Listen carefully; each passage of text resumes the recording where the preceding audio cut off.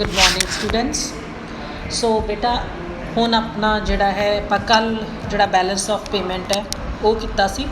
ਉਹਦੇ 'ਚ ਆਪਣੇ ਕੋਲ ਸੀਗੇ causes of disequilibrium in balance of payment ਕਿ ਬੈਲੈਂਸ ਆਫ ਪੇਮੈਂਟ ਦੇ ਵਿੱਚ ਜਿਹੜਾ ਡਿਸਇਕਲਿਬਰੀਅਮ ਹੈ ਉਹ ਕਿਉਂ ਆਉਂਦਾ ਹੈ।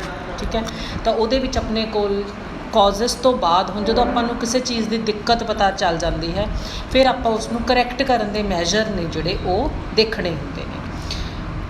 ਹੁਣ ਇੱਕ ਜਨਰਲ ਜਿਹਾ ਪੁਆਇੰਟ ਹੈ ਕਿ ਅਗਰ ਸਾਡੇ ਕੋਲ ਬੈਲੈਂਸ ਆਫ ਪੇਮੈਂਟ ਐਡਵਰਸ ਆਉਂਦਾ ਹੈ, ਐਡਵਰਸ ਦਾ ਮਤਲਬ ਨੈਗੇਟਿਵ ਬੈਲੈਂਸ ਹੈ ਜਿਹੜਾ ਉਹ ਸਾਡੇ ਕੋਲ ਆਉਂਦਾ ਹੈ, ਤਾਂ ਉਹ ਇਕੋਨਮੀ ਨੂੰ ਕਿਸ ਤਰ੍ਹਾਂ ਦੇ ਨਾਲ ਖਰਾਬ ਕਰਦਾ ਹੈ। ਫਸਟ ਹੈ ਐਡਵਰਸ ਬੈਲੈਂਸ ਆਫ ਪੇਮੈਂਟ ਦੇ ਨਾਲ ਕੰਟਰੀ ਦੀ ਇੰਟਰਨੈਸ਼ਨਲ ਲੈਵਲ ਦੇ ਉੱਤੇ ਇਕਨੋਮਿਕ ਕ੍ਰੈਡੀਬਿਲਿਟੀ ਘੱਟ ਜਾਂਦੀ ਹੈ। ਮਤਲਬ ਦੂਜੀਆਂ ਕੰਟਰੀਜ਼ ਨੂੰ ਲੱਗਦਾ ਹੈ ਕਿ ਇਹਨਾਂ ਕੰਟਰੀਜ਼ ਦੇ ਵਿੱਚ ਇਹ ਸਮਰੱਥਾ ਨਹੀਂ ਹੈਗੀ ਕਿ ਇਹ ਆਪਣੇ ਬਿਲਸ ਨੇ ਜਿਹੜੇ ਉਹ ਕਲੀਅਰ ਕਰ ਸਕਣ। ਸੈਕਿੰਡ ਹੈ ਸਾਡੀ ਇਕਨੋਮਿਕ ਡਿਪੈਂਡੈਂਸ ਹੈ ਜਿਹੜੀ ਉਹ ਫੋਰਨ ਕੰਟਰੀਜ਼ ਦੇ ਉੱਤੇ ਵੱਧ ਜਾਂਦੀ ਹੈ। ਕੰਟਰੀ ਨੂੰ ਹੁਣ ਦੇਖੋ, ਇੱਕ ਵਾਰੀ ਮੈਂ ਤੁਹਾਨੂੰ ਪਹਿਲਾਂ ਵੀ ਸ਼ਾਇਦ ਸਮਝਾਇਆ ਸੀ ਕਿ ਜਦੋਂ ਅਸੀਂ ਕਿਸੇ ਤੋਂ ਪੈਸੇ ਉਧਾਰ ਲੈ ਲੈਂਦੇ ਹਾਂ ਅਸੀਂ ਉਹਨੂੰ ਵਾਪਸ ਨਹੀਂ ਕਰਦੇ, ਠੀਕ ਹੈ, ਤਾਂ ਉਸ ਬੰਦੇ ਦੀ ਜਿਹਦੇ ਤੋਂ ਅਸੀਂ ਉਧਾਰ ਲਏ ਹੁੰਦੇ ਉਹਦੀ ਇੰਨੀ ਕੁ ਜਿਹੜੀ ਹੈ ਉਹ ਹਿੰਮਤ ਹੋ ਜਾਂਦੀ ਹੈ ਕਿ ਉਹ ਸਾਡੇ ਜਿਹੜੇ ਮਸਲੇ ਨੇ ਸਾਡੇ ਤੋਂ ਉਹ ਪੁੱਛਦਾ ਹੈ ਕਿ ਤੈਨੂੰ ਭਾਈ ਸੋਰਸ ਆਫ ਇਨਕਮ ਕਿਹੜਾ ਹੈ ਅਤੇ ਤੂੰ ਉਹਨੂੰ ਕਿੱਥੇ ਖਰਚ ਕਰਦਾ ਹੈ। ਠੀਕ ਹੈ, ਅਦਰਵਾਈਜ਼ ਜੇ ਕੋਈ ਦੂਸਰਾ ਤੀਸਰਾ ਬੰਦਾ ਸਾਡੇ ਤੋਂ ਆ ਕੇ ਇਸ ਗੱਲ ਨੂੰ ਪੁੱਛੇ ਤਾਂ ਆਪਾਂ ਉਹਨੂੰ ਕਹਿੰਦੇ ਹਾਂ ਕਿ ਤੈਨੂੰ ਕੀ ਮਤਲਬ, ਮੈਂ ਜਿੱਥੋਂ ਮਰਜ਼ੀ ਪੈਸੇ ਕਮਾਵਾਂ, ਜੋ ਮਰਜ਼ੀ ਮੇਰਾ ਸੋਰਸ ਹੋਵੇ ਅਤੇ ਮੈਂ ਜਿੱਥੇ ਮਰਜ਼ੀ ਜਿੰਨਾ ਮਰਜ਼ੀ ਖਰਚ ਕਰਾਂ। ਪਰ ਜਿਸ ਤੋਂ ਆਪਾਂ ਉਧਾਰ ਲਿਆ ਹੁੰਦਾ ਹੈ ਉਸਨੂੰ ਆਪਾਂ ਇਹ ਗੱਲ ਨਹੀਂ ਕਹਿ ਸਕਦੇ। ਤਾਂ ਕੰਟਰੀਜ਼ ਦੇ ਕੰਟੈਕਸ ਦੇ ਵਿੱਚ ਜਿਹੜੀ ਐਕਸਪਲੋਇਟੇਸ਼ਨ ਹੈ ਉਹ ਸਾਡੇ ਪੋਲੀਟੀਕਲ ਮੈਟਰਸ ਦੇ ਵਿੱਚ ਵੀ ਇੰਟਰਫੇਅਰ ਕਰਨ ਲੱਗ ਜਾਂਦੇ ਨੇ, ਇਕਨੋਮਿਕ ਮੈਟਰਸ ਦੇ ਵਿੱਚ ਵੀ ਜਿਹੜਾ ਹੈ ਉਹ ਇੰਟਰਫੇਅਰ ਕਰ ਲੈਂਦੇ ਨੇ। ਮਤਲਬ ਉਹ ਸਾਨੂੰ ਐਕਸਪਲੋਇਟ ਕਰਦੇ ਨੇ। ਫੋਰਨ ਐਕਸਚੇਂਜ ਰਿਜ਼ਰਵ ਖਤਮ ਹੋਣੇ ਸ਼ੁਰੂ ਹੋ ਜਾਂਦੇ ਨੇ, ਰਿਜ਼ਰਵ ਆਫ ਗੋਲਡ ਮੈਟਲਸ ਉਹ ਖਤਮ ਹੋ ਜਾਂਦੇ ਨੇ। ਫੋਰਨ ਡਿਪੈਂਡੈਂਸ ਕਈ ਵਾਰੀ ਜੋ ਮੈਂ ਤੁਹਾਨੂੰ ਉੱਪਰ ਦੱਸ ਕੇ ਹਟੀ ਹਾਂ ਪੋਲੀਟੀਕਲ ਡਿਪੈਂਡੈਂਸ ਨੂੰ ਵੀ ਐਜ਼ਿਊਮ ਕਰ ਲੈਂਦੀ ਹੈ। ਫਿਰ ਇਕਨੋਮਿਕ ਡਿਵੈਲਪਮੈਂਟ ਦੀ ਜਿਹੜੀ ਚਾਲ ਹੈ ਉਹ ਸਲੋ ਹੋ ਜਾਂਦੀ ਹੈ ਅਤੇ ਫੋਰਨ ਇੰਟਰਫੇਰੈਂਸ ਹੈ ਜਿਹੜੀ ਉਹ ਸਾਡੇ ਇਕਨੋਮਿਕ, ਸੋਸ਼ਲ ਅਤੇ ਪੋਲੀਟੀਕਲ ਏਰੀਆਜ਼ ਦੇ ਵਿੱਚ ਵੱਧ ਜਾਂਦੀ ਹੈ। ਹੁਣ ਅਸੀਂ ਕਿਸ ਤਰ੍ਹਾਂ ਦੇ ਨਾਲ ਜਿਹੜਾ ਐਡਵਰਸ ਬੈਲੈਂਸ ਆਫ ਪੇਮੈਂਟ ਹੈ ਉਹਨੂੰ ਕਰੈਕਟ ਕਰਨਾ ਹੈ। 4 ਤਰੀਕੇ ਨੇ ਸਾਡੇ ਕੋਲ ਕਰੈਕਟ ਕਰਨ ਦੇ: economic measures, political measures, social measures and international measures. ਕੋਈ ਵੀ ਮੈਜਰ ਅਸੀਂ ਅਡੋਪਟ ਕਰੀਏ ਉਹਦੇ ਵਿੱਚ ਸਾਡਾ ਮੇਨ ਓਬਜੈਕਟਿਵ ਕੀ ਹੋਊਗਾ? ਐਕਸਪੋਰਟਸ ਨੂੰ ਪ੍ਰਮੋਟ ਕਰਨਾ ਅਤੇ ਇੰਪੋਰਟਸ ਨੂੰ ਰਿਡਿਊਸ ਜਾਂ ਉਹਦੀ ਸਬਸਟੀਟਿਊਸ਼ਨ ਕਰਨੀ। ਠੀਕ ਹੈ ਜੀ। ਸੋ ਫਸਟ ਹੈ ਆਪਣੇ ਕੋਲ ਇਕਨੋਮਿਕ ਮੈਜਰ। ਇਕਨੋਮਿਕ ਮਤਲਬ ਮਨੀ ਦੇ ਰਿਲੇਟਡ। ਉਹਦੇ 'ਚ ਫਿਰ ਅਸੀਂ 2 ਕਨਸੈਪਟ ਕਰਾਂਗੇ, ਮੋਨੇਟਰੀ ਐਂਡ ਨੋਨ ਮੋਨੇਟਰੀ। ਮੋਨੇਟਰੀ ਮੈਜਰਸ ਦੇ ਵਿੱਚ ਫਸਟ ਹੈ ਡਿਫਲੇਸ਼ਨ। ਡਿਫਲੇਸ਼ਨ ਕੀ ਹੁੰਦੀ ਹੈ? ਪ੍ਰਾਈਸਿਸ ਦਾ ਘਟਣਾ। ਡਿਫਲੇਸ਼ਨ ਮੀਨਸ ਮੋਨੇਟਰੀ ਪਾਲਿਸੀ ਜਿਹਦੇ ਵਿੱਚ ਵੋਲਿਊਮ ਆਫ ਕਰੰਸੀ ਹੈ ਜਿਹੜੀ ਉਹ ਘਟ ਜਾਂਦੀ ਹੈ। ਜਦੋਂ ਪੈਸਾ ਘਟੂਗਾ, ਕਰੰਸੀ ਘਟੂਗੀ, ਇਟ ਮੀਨਸ ਲੋਕਾਂ ਦੇ ਹੱਥਾਂ ਦੇ ਵਿੱਚ ਮਨੀ ਇਨਕਮ ਘਟ ਜੂਗੀ। ਸੈਂਟਰਲ ਬੈਂਕ ਹੈ ਜਿਹੜਾ ਉਹ ਵੀ ਕ੍ਰੈਡਿਟ ਦੇਣਾ ਘਟਾ ਦੂਗਾ by raising the bank rate. Open market operations ਚੱਲਣੇ ਸ਼ੁਰੂ ਹੋ ਜਾਣਗੇ। Other quantitative and qualitative method ਮਤਲਬ ਰੈਸ਼ਨਿੰਗ ਆਫ ਕ੍ਰੈਡਿਟ ਹੋ ਗਿਆ, ਮੋਰਲੀ ਪਰਸਿਊਡ ਕਰਨਾ, ਇਹ ਸਾਰੇ ਮੈਜਰਸ ਨੇ ਜਿਹੜੇ ਇਹ ਅਡੋਪਟ ਕੀਤੇ ਜਾਣਗੇ ਤਾਂ ਕਿ ਪ੍ਰਾਈਸਿਸ ਘਟ ਜਾਣ, ਮੋਨੇਟਰੀ ਇਨਕਮ ਹੈ ਜਿਹੜੀ ਉਹ ਵੱਧ ਜੇ। ਫਾਲ ਇਨ ਡੋਮੈਸਟਿਕ ਪ੍ਰਾਈਸਿਸ, ਜਦੋਂ ਡੋਮੈਸਟਿਕ ਪ੍ਰਾਈਸਿਸ ਦੇ ਵਿੱਚ ਫਾਲ ਆਊਗੀ ਤਾਂ ਐਕਸਪੋਰਟਸ ਵਧਣਗੀਆਂ। ਰਿਡਕਸ਼ਨ ਇਨ ਮਨੀ ਇਨਕਮ, ਲੋਕਾਂ ਦੇ ਹੱਥਾਂ ਜਦੋਂ ਪੈਸਾ ਘਟੂਗਾ ਤਾਂ ਉਹ ਬਾਹਰੋਂ ਚੀਜ਼ਾਂ ਨਹੀਂ ਮੰਗਵਾ ਸਕਣਗੇ। ਦੇਖੋ ਆਪਣੇ ਆਪ ਹੀ ਇੰਪੋਰਟ ਵਾਸਤੇ ਸਾਨੂੰ ਕੁਝ ਕਰਨਾ ਨਹੀਂ ਪਿਆ, ਮਨੀ ਇਨਕਮ ਘਟਾਤੀ, ਆਪਣੇ ਆਪ ਇੰਪੋਰਟਸ ਘਟਣਗੇ ਮਤਲਬ ਬੈਲੈਂਸ ਆਫ ਪੇਮੈਂਟ ਕਰੈਕਟ ਹੋ ਜੂਗਾ। ਨੈਕਸਟ ਹੈ ਡੀਵੈਲੂਏਸ਼ਨ। ਡੀਵੈਲੂਏਸ਼ਨ ਦਾ ਮਤਲਬ ਹੁੰਦਾ ਹੈ ਮੋਨੇਟਰੀ ਮੈਜਰ ਜਿਹਦੇ ਵਿੱਚ ਗਵਰਨਮੈਂਟ ਕੀ ਕਰਦੀ ਹੈ? ਲੋਅਰ ਕਰਦੀ ਹੈ ਆਪਦੀ ਵੈਲਿਊ ਆਫ ਕਰੰਸੀ ਨੂੰ ਇਨ ਟਰਮਸ ਆਫ ਫੋਰਨ ਕਰੰਸੀਜ਼। ਹੁਣ ਜਦੋਂ ਸਾਡੀ ਕਰੰਸੀ ਦੀ ਵੈਲਿਊ ਲੋਅਰ ਹੋ ਜੂਗੀ, ਲੋਅਰ ਦਾ ਮਤਲਬ ਹੈ ਅੱਗੇ ਮੈਂ ਬਾਹਰਲਾ ਦੂਜੀ ਕੰਟਰੀ ਦਾ $1 ਖਰੀਦਣ ਵਾਸਤੇ ਮੈਂ 20 ਰੁਪਏ ਦਿੰਦੀ 60 ਰੁਪਏ ਦਿੰਦੀ ਸੀ, ਠੀਕ ਹੈ, ਹੁਣ ਮੈਂ ਕੀ ਕਰੂੰਗੀ? ਉਹੀ ਦੇਣ ਵਾਸਤੇ ਮੈਨੂੰ 70 ਰੁਪਏ ਦੇਣੇ ਪੈਣੇ ਨੇ। ਇਹਦਾ ਮਤਲਬ ਮੈਂ ਇੰਪੋਰਟਸ ਹੁਣ ਡਿਸਕਰੇਜ ਹੋਣਗੀਆਂ। ਜਦੋਂ ਇਹ ਰਿਡਿਊਸ ਹੋ ਗਿਆ ਤਾਂ ਮੇਰੀਆਂ ਐਕਸਪੋਰਟਸ ਕੀ ਹੋ ਜਾਣਗੀਆਂ? ਚੀਪਰ ਹੋ ਜਾਣਗੀਆਂ, ਸਸਤੀਆਂ ਹੋ ਜਾਣਗੀਆਂ। ਕੌਨਸੀਕੁਐਂਟਲੀ ਐਕਸਪੋਰਟਸ ਨੇ ਉਹ ਰਾਈਜ਼ ਹੋਣਗੀਆਂ, ਇੰਪੋਰਟਸ ਨੇ ਫਾਲ ਹੋਣਗੀਆਂ, ਅਤੇ ਐਡਵਰਸ ਬੈਲੈਂਸ ਆਫ ਪੇਮੈਂਟ ਹੈ ਜਿਹੜਾ ਉਹ ਕਰੈਕਟ ਹੋ ਜਾਊਗਾ। ਨੈਕਸਟ ਹੈ ਐਕਸਚੇਂਜ ਡੈਪਰੀਸੀਏਸ਼ਨ, ਐਕਸਚੇਂਜ ਦਾ ਘਟਨਾ। ਜੇ ਇੰਟਰਨੈਸ਼ਨਲ ਸਫੀਅਰ ਦੇ ਵਿੱਚ ਰੇਟ ਆਫ ਐਕਸਚੇਂਜ ਬੇਟਾ ਦੋ ਤਰ੍ਹਾਂ ਦੇ ਰੇਟ ਆਫ ਐਕਸਚੇਂਜ ਹੁੰਦੇ ਨੇ, ਇੱਕ ਹੁੰਦੇ ਨੇ ਫਿਕਸਡ, ਇੱਕ ਹੁੰਦੇ ਨੇ ਫਲੈਕਸੀਬਲ। ਜੇ ਰੇਟ ਆਫ ਐਕਸਚੇਂਜ ਫਲੈਕਸੀਬਲ ਹੋਊਗਾ ਤਾਂ ਗਵਰਨਮੈਂਟ ਹੈ ਜਿਹੜੀ ਉਸਨੂੰ ਪੋਲਿਸੀ ਆਫ ਡੀਵੈਲੂਏਸ਼ਨ ਅਡਾਪਟ ਕਰਨ ਦੀ ਜ਼ਰੂਰਤ ਨਹੀਂ ਹੋਊਗੀ। System of flexible rate of exchange ਦੇ ਵਿੱਚ ਡਿਮਾਂਡ ਅਤੇ ਸਪਲਾਈ ਇਸ ਤਰ੍ਹਾਂ ਦੇ ਨਾਲ ਘਟਣ ਵਧਣਗੀਆਂ ਕਿ ਆਪਣੇ ਆਪ ਰੇਟ ਆਫ ਐਕਸਚੇਂਜ ਡਿਟਰਮਿਨ ਹੋਊਗਾ। ਮੀਨਸ ਅਗਰ ਬੈਲੈਂਸ ਆਫ ਪੇਮੈਂਟ ਐਡਵਰਸ ਹੋਊਗਾ, ਰੇਟ ਆਫ ਐਕਸਚੇਂਜ ਘਟੂਗਾ। ਇਹਦਾ ਮਤਲਬ ਇੰਪੋਰਟਸ ਮੇਰੀਆਂ ਮਹਿੰਗੀਆਂ ਹੋ ਜਾਣਗੀਆਂ, ਐਕਸਪੋਰਟਸ ਸਸਤੀਆਂ ਹੋ ਜਾਣਗੀਆਂ, ਐਕਸਪੋਰਟਸ ਇਨਕਰੀਜ਼ ਹੋ ਜਾਣਗੀਆਂ, ਇੰਪੋਰਟਸ ਘਟ ਜਾਣਗੀਆਂ, ਐਡਵਰਸ ਬੈਲੈਂਸ ਆਫ ਪੇਮੈਂਟ ਠੀਕ ਹੋ ਜਾਊਗਾ।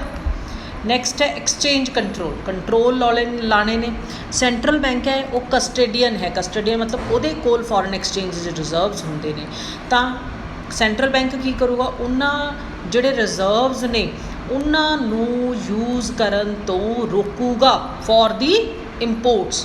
ਮਤਲਬ ਦੇਖੋ ਬੇਟਾ, ਜਿਹੜੀ ਚੀਜ਼ ਕਾਰਨ ਹੈ ਅਸੀਂ ਉਹਨੂੰ ਰੋਕ ਲੈਣਾ ਹੈ। ਇੰਪੋਰਟਸ ਕਰਕੇ ਹੀ ਬੈਲੈਂਸ ਆਫ ਪੇਮੈਂਟ ਜਿਹੜਾ ਹੈ ਸਾਡਾ ਉਹ ਹੋ ਰਿਹਾ ਨਾ, ਨੈਗੇਟਿਵ ਜਾ ਰਿਹਾ ਹੈ, ਤਾਂ ਅਸੀਂ ਇੰਪੋਰਟਸ ਨੂੰ ਘਟਾਉਣ ਦੇ ਤਰੀਕੇ ਸੋਚਾਂਗੇ। ਨੈਕਸਟ ਹੈ ਐਕਸਟਰਨਲ ਡੈਟ। ਗਵਰਨਮੈਂਟ ਹੈ ਜਿਹੜੀ ਉਹ ਲੋਨ ਵੀ ਲੈ ਸਕਦੀ ਹੈ ਫਰੋਮ ਅਬਰੋਡ ਔਰ ਇੰਟਰਨੈਸ਼ਨਲ ਏਜੰਸੀਜ਼। ਫੋਰਨ ਲੋਨਸ ਦੇ ਵਿੱਚ ਜਿਹੜੀ ਹੈ ਇੱਕ ਕ੍ਰੈਡਿਟ ਆਈਟਮ ਆ ਜਾਂਦੀ ਹੈ ਬੈਲੈਂਸ ਆਫ ਪੇਮੈਂਟ ਦੇ ਵਿੱਚ, accordingly adverse balance of payment ਹੈ ਜਿਹੜਾ ਉਹ ਸਾਡਾ ਕਰੈਕਟ ਹੋ ਜਾਊਗਾ। ਐਕਸਟਰਨਲ ਡੈਟ ਸਿਰਫ ਇੱਕ ਅਕਾਊਂਟਿੰਗ ਕਰੈਕਸ਼ਨ ਨਹੀਂ ਹੈਗੀ, ਇਕਨੋਮਿਕ ਕਰੈਕਸ਼ਨ ਵੀ ਹੈ। ਮਤਲਬ ਐਕਚੁਅਲੀ ਪੈਸਾ ਆਉਂਦਾ ਹੈ ਜਿਹਦੇ ਨਾਲ ਅਸੀਂ ਬੈਲੈਂਸ ਆਫ ਪੇਮੈਂਟ ਨੂੰ ਕਰੈਕਟ ਕਰ ਸਕਦੇ ਹਾਂ। ਨੈਕਸਟ ਹੈ ਬੇਟਾ ਨੋਨ ਮੋਨੇਟਰੀ ਮੈਜਰਸ। ਨੋਨ ਮੋਨੇਟਰੀ ਮੈਜਰਸ ਦੇ ਵਿੱਚ ਅਸੀਂ ਇੰਪੋਰਟਸ ਨੂੰ ਘਟਾਉਣਾ ਹੈ। ਕਿੱਦਾਂ? ਜਾਂ ਤਾਂ ਇੰਪੋਰਟ ਡਿਊਟੀ ਲਾ ਦਿਓ, ਡਿਊਟੀ ਦਾ ਮਤਲਬ ਟੈਕਸ ਲਾ ਦਿਓ। ਜਿਹੜੀ ਚੀਜ਼ ਸਾਡੀ ਕੰਟਰੀ ਦੇ ਵਿੱਚ ਪਹਿਲਾਂ 100 + 10 ਦੀ ਇੰਪੋਰਟ ਡਿਊਟੀ 110 ਰੁਪਏ 'ਚ ਐਂਟਰ ਕਰਦੀ ਸੀ, ਉਹਨੂੰ ਹੀ ਹੁਣ ਤੁਸੀਂ ਕੀ ਕਰੋ 100, ਦੇਖੋ 100 ਰੁਪਏ ਤਾਂ ਉਹ ਦੂਜੀ ਕੰਟਰੀ ਨੇ ਰੇਟ ਰੱਖਿਆ ਹੈ, ਅਸੀਂ ਉਹਦਾ ਅੰਦਰ ਆਉਣ ਵਾਸਤੇ ਜਿਹੜੀ ਇੰਪੋਰਟ ਡਿਊਟੀ ਉਹਦੇ 'ਤੇ ਲਾਉਣੀ ਅਸੀਂ ਉਹਦੇ 'ਚ ਹੀ ਚੇਂਜ ਕਰ ਸਕਦੇ ਹਾਂ ਨਾ। ਅਸੀਂ ਉਹਨੂੰ ਡਿਊਟੀ ਨੂੰ 15 ਕਰ ਦਈਏ, ਹੁਣ ਉਹੀ ਚੀਜ਼ 115 ਦੀ ਹੋਊਗੀ। ਉਹਦੇ ਨਾਲ ਕੀ ਹੋਊਗੀ, ਇੰਪੋਰਟਸ ਮਹਿੰਗੀਆਂ, ਡਿਮਾਂਡ ਫਾਲ ਡਾਊਨ ਹੋਊਗੀ, ਇੰਪੋਰਟਸ ਘਟਣਗੀਆਂ, ਬੈਲੈਂਸ ਆਫ ਪੇਮੈਂਟ ਠੀਕ ਹੋ ਜਾਊਗਾ। ਸੈਕਿੰਡ, ਇੰਪੋਰਟ ਕੋਟਾ ਫਿਕਸ ਕਰ ਦਿਓ। ਕੋਟਾ ਹੁੰਦਾ ਹੈ ਬੇਟਾ ਕੈਪ ਫਿਕਸ ਕਰ ਦਿਓ ਕਿ ਮੈਕਸਿਮਮ ਇੰਨੀ ਅਮਾਊਂਟ ਜਾਂ ਇੰਨੀਆਂ ਗੁੱਡਸ ਹੀ ਕੰਟਰੀ ਦੇ ਵਿੱਚ ਇੰਪੋਰਟਡ ਹੋ ਸਕਦੀਆਂ ਨੇ। ਦੋ ਚੀਜ਼ਾਂ ਨੇ ਬੇਟਾ, ਜਾਂ ਤਾਂ ਨੰਬਰ ਆਫ ਗੁੱਡਸ ਲਾ ਦਿਓ ਵੀ 2000, 2500, 9000, 10000 ਇੰਨੀਆਂ ਗੁੱਡਸ ਆਉਣਗੀਆਂ, ਜਾਂ ਫਿਰ ਉਹਨਾਂ ਦੀ ਵੈਲਿਊ ਫਿਕਸ ਕਰ ਦਿਓ। ਉਹਦੇ ਨਾਲ ਕੀ ਹੋਊਗਾ, ਇੰਪੋਰਟਸ ਡਿਸਕਰੇਜ ਹੋ ਜਾਣਗੀਆਂ, ਉਸ ਤੋਂ ਜ਼ਿਆਦਾ ਦੀਆਂ ਇੰਪੋਰਟ ਹੋਣਗੀਆਂ ਨਹੀਂ। ਮਤਲਬ ਸਾਨੂੰ ਆਲਰੇਡੀ ਪਤਾ ਹੋਊਗਾ ਕਿ ਅਸੀਂ ਇੰਨੀਆਂ ਇੰਪੋਰਟਸ ਕਰਵਾ ਸਕਦੇ ਹਾਂ ਅਤੇ ਸਾਨੂੰ ਇੰਨਾ ਖਰਚਾ ਆਉਣਾ ਹੈ। ਨੈਕਸਟ ਹੈ ਇੰਪੋਰਟ ਦੀ ਸਬਸਟੀਟਿਊਸ਼ਨ ਕਰਨੀ। ਸਬਸਟੀਟਿਊਸ਼ਨ ਹੁੰਦਾ ਹੈ ਉਹਨਾਂ ਚੀਜ਼ਾਂ ਦੀ ਬਦਲੇ ਦੂਜੀਆਂ ਚੀਜ਼ਾਂ ਨੇ ਜਿਹੜੀਆਂ ਉਹ ਬਣਾਉਣੀਆਂ ਆਪਣੀ ਕੰਟਰੀ ਦੇ ਵਿੱਚ, ਉਹਦੇ ਵਰਗੀਆਂ ਚੀਜ਼ਾਂ ਨੇ ਜਿਹੜੀਆਂ ਉਹਨਾਂ ਨੂੰ ਬਣਾਉਣਾ ਸ਼ੁਰੂ ਕਰੋ। ਉਹਦੇ ਨਾਲ ਕੀ ਹੋਊਗਾ, ਇੰਪੋਰਟਡ ਗੁੱਡਸ ਨਹੀਂ ਲੋਕ ਲੈਣਗੇ, ਸਵਦੇਸ਼ੀ ਲੈਣਗੇ, ਉਹਦੇ ਨਾਲ ਸਾਡੀ ਜਿਹੜੀ ਇੰਪੋਰਟ ਬਿੱਲ ਹੈ ਉਹ ਰਿਡਿਊਸ ਹੋਊਗਾ। ਨੈਕਸਟ ਹੈ ਐਕਸਪੋਰਟਸ ਨੂੰ ਪ੍ਰਮੋਟ ਕਰੋ। ਹੁਣ ਐਕਸਪੋਰਟਸ ਨੂੰ ਅਸੀਂ ਕਿੱਦਾਂ ਪ੍ਰਮੋਟ ਕਰ ਸਕਦੇ ਹਾਂ, ਸਪੈਸ਼ਲ ਕੰਸੈਸ਼ਨ ਦਿਓ ਐਕਸਪੋਰਟ ਇੰਡਸਟਰੀਜ਼ ਨੂੰ, ਫੈਸਿਲਿਟੀਜ਼ ਪ੍ਰੋਵਾਈਡ ਕਰੋ, ਡੋਮੈਸਟਿਕ ਪ੍ਰੋਡਕਟ ਦੀ ਜਿਹੜੀ ਡਿਮਾਂਡ ਹੈ ਉਸ ਨੂੰ ਇਨਕਰੀਜ਼ ਕਰੋ, ਪਬਲਿਸਿਟੀ ਕਰੋ, ਐਡਵਰਟੀਜ਼ਮੈਂਟ ਕਰੋ। ਜਿਹੜੇ ਇੰਡੀਜੀਨੀਅਸ ਪ੍ਰੋਡਕਟਸ ਨੇ ਉਹਨਾਂ ਦੇ ਐਗਜ਼ੀਬਿਸ਼ਨਸ ਲਾਓ, ਟ੍ਰੇਡ ਫੇਅਰਸ ਲਾਓ ਬਾਹਰ ਦੀਆਂ ਕੰਟਰੀਜ਼ ਦੇ ਵਿੱਚ। ਦੇਖੋ ਜਦੋਂ ਵੀ ਕੋਈ ਚੀਜ਼ ਨੂੰ ਅਸੀਂ ਵੇਚਣਾ ਹੈ, ਮਾਰਕੀਟਿੰਗ ਜਿਹਨੂੰ ਅਸੀਂ ਕਹਿੰਦੇ ਹਾਂ, ਉਹ ਕਿੱਦਾਂ ਹੋਊਗੀ, ਜੇ ਲੋਕਾਂ ਨੂੰ ਉਹਦੇ ਬਾਰੇ ਪਤਾ ਹੋ। ਪਤਾ ਲਗਾਉਣ ਵਾਸਤੇ ਤੁਸੀਂ different mode of publicity use ਕਰੋ। ਫੋਰਨ ਇਨਵੈਸਟਮੈਂਟ ਨੂੰ ਇਨਕਰੇਜਮੈਂਟ ਦੇਣੀ ਹੈ ਬੇਟਾ, ਠੀਕ ਹੈ, ਕਿ ਬਾਹਰਲੇ ਲੋਕ ਆ ਕੇ ਸਾਡੀ ਕੰਟਰੀ ਦੇ ਵਿੱਚ ਇਨਵੈਸਟ ਕਰਨ। ਉਹਦੇ ਵਾਸਤੇ ਉਹਨਾਂ ਨੂੰ ਡਿਫਰੈਂਟ ਕਾਈਂਡ ਆਫ ਇਨਸੈਂਟਿਵਸ ਅਤੇ ਕੰਸੈਸ਼ਨਸ ਦਿਓ। ਫੋਰਨ ਟੂਰਿਸਟ ਨੂੰ ਅਟਰੈਕਸ਼ਨ ਪ੍ਰੋਵਾਈਡ ਕਰੋ, ਰਿਕ੍ਰੀਏਸ਼ਨ ਪਾਰਕ ਬਣਾਓ, ਟੂਰਿਸਟ ਸਾਈਟਸ ਬਣਾਓ, ਕਿਉਂਕਿ ਜਦੋਂ ਫੋਰਨ ਟੂਰਿਸਟ ਆਉਣਗੇ ਫੋਰਨ ਕਰੰਸੀ ਆਊਗੀ ਉਹਨਾਂ ਦੇ ਨਾਲ। Next state trading. ਸਟੇਟ ਦਾ ਮਤਲਬ ਹੁੰਦਾ ਹੈ ਸਰਕਾਰ। ਸਰਕਾਰ ਜਿਹੜੀ ਹੈ ਉਹ ਫਲੈਗਸ਼ਿਪ ਪ੍ਰੋਗਰਾਮ ਦੇ ਅੰਡਰ ਪ੍ਰਮੋਟ ਕਰਦੀ ਹੈ ਐਕਸਪੋਰਟਸ ਨੂੰ, ਨਵੀਆਂ ਮਾਰਕੀਟਸ ਆਉਂਦੀਆਂ ਨੇ, ਅਦਰ ਇਨਫਰਾਸਟਰਕਚਰ ਫੈਸਿਲਿਟੀਜ਼ ਆਉਂਦੀਆਂ ਨੇ। ਇਨ ਦਿਸ ਵੇ ਤੁਸੀਂ effectively import of unnecessary goods ਨੂੰ ਘਟਾ ਸਕਦੇ ਹੋ ਅਤੇ ਐਕਸਪੋਰਟਸ ਨੂੰ ਵਧਾ ਸਕਦੇ ਹੋ। ਹਾਵਰ ਇਸ ਮੈਥਡ ਨੂੰ ਜਿਹੜੀਆਂ ਕੰਟਰੀਜ਼ ਨੇ ਉਹ ਅਡੋਪਟ ਨਹੀਂ ਕਰ ਸਕਦੀਆਂ ਕਿਉਂਕਿ ਉਹਨਾਂ ਨੂੰ ਦੂਜੀਆਂ ਕੰਟਰੀਜ਼ ਦਾ ਪ੍ਰੈਸ਼ਰ ਹੁੰਦਾ ਹੈ ਕਿ ਭਾਈ ਸਾਡੀਆਂ ਗੁੱਡਸ ਨੂੰ ਤੁਸੀਂ ਐਂਟਰ ਹੋਣ ਦਿਓ। ਠੀਕ ਹੈ, ਸੋ ਇਹ ਨੇ ਬੇਟਾ ਆਪਣੇ ਕੋਲ ਇਕਨੋਮਿਕ ਮੈਜਰਸ ਜਿਹਦੇ ਵਿੱਚ ਆਪਾਂ ਜਿਹੜਾ ਹੈ ਇਕਨੋਮਿਕ ਮੋਨੇਟਰੀ ਅਤੇ ਨਾਨ ਮੋਨੇਟਰੀ ਮੈਜਰਸ ਕੀਤੇ ਨੇ। ਨੈਕਸਟ ਆਪਣੇ ਕੋਲ ਹੈਗੇ ਨੇ ਪੋਲੀਟੀਕਲ ਮੈਜਰਸ। ਪੋਲੀਟੀਕਲ ਮੈਜਰਸ ਦੇ ਵਿੱਚ ਫਸਟ ਹੈ ਬੱਚੇ check on political alliance. Alliance ਹੁੰਦਾ ਹੈ ਸਾਂਝਦਾਰੀ।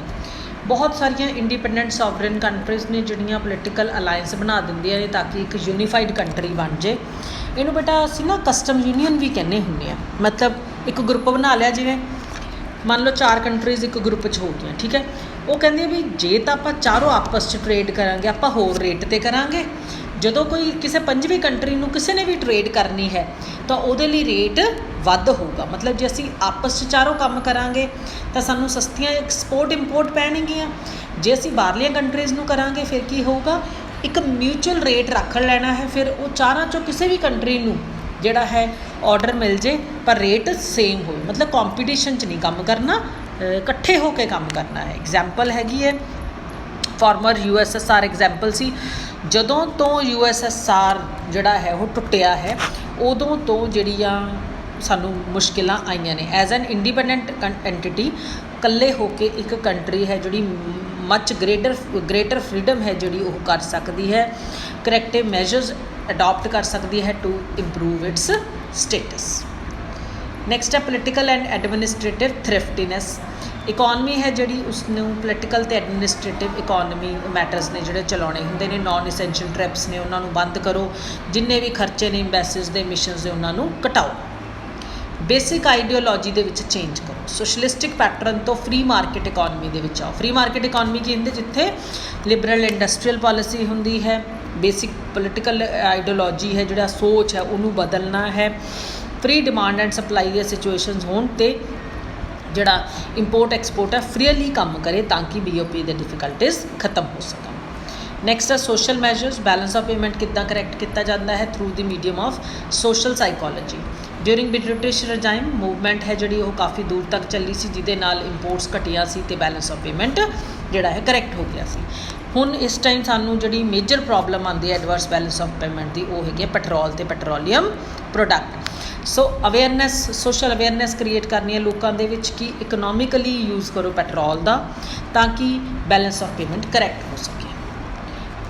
ਲਾਸਟ ਹੈ ਇਹਦੇ ਵਿੱਚ ਬੇਟਾ ਇੰਟਰਨੈਸ਼ਨਲ ਮੈਜਰਸ। ਇੰਟਰਨੈਸ਼ਨਲ ਅਲਾਇੰਸਿਸ ਬਣਦੇ ਨੇ, ਠੀਕ ਹੈ, ਬਿਸਾਈਡਸ ਐਕਟਿਵ ਪਾਰਟੀਸਪੇਸ਼ਨ, ਜਿਹੜੇ ਇਸ ਕ੍ਰਾਈਸਿਸ ਨੂੰ ਸੋਲਵ ਕਰ ਸਕਦੇ ਨੇ। SAARC, NAM, EEC, economic European economic community, WTO world trade organization, ਇਹ ਸਭ ਕੁਛ ਐਗਜ਼ਾਮਪਲਸ ਨੇ ਜਿਹੜੀਆਂ ਇਕੱਠੇ ਹੋ ਕੇ ਕੀ ਕਰਦੀਆਂ ਨੇ, ਐਨਕਰੇਜਿੰਗ ਰਿਜ਼ਲਟਸ ਦਿੰਦੀਆਂ ਨੇ, ਜਿਹਦੇ ਨਾਲ ਕੋਈ ਇੱਕ ਕੰਟਰੀ ਹੈ ਜਿਹੜੀ ਉਹ BOP ਦਾ ਪ੍ਰੋਬਲਮ ਹੈ ਉਹਨੂੰ ਫੇਸ ਨਹੀਂ ਕਰਦੀ। ਠੀਕ ਹੈ ਬੇਟਾ, ਸੋ ਇਹ ਮੈਜਰਸ ਨੇ ਇਹਨਾਂ ਨੂੰ ਬਹੁਤ ਚੰਗੇ ਤਰੀਕੇ ਦੇ ਨਾਲ ਪੜ੍ਹਨਾ ਹੈ। ਠੀਕ ਹੈ, ਅੱਜ ਵਾਸਤੇ ਇੰਨਾ ਹੀ। So tomorrow we will discuss about effect of devaluation on the balance of payment. Till then good bye ਬੇਟਾ।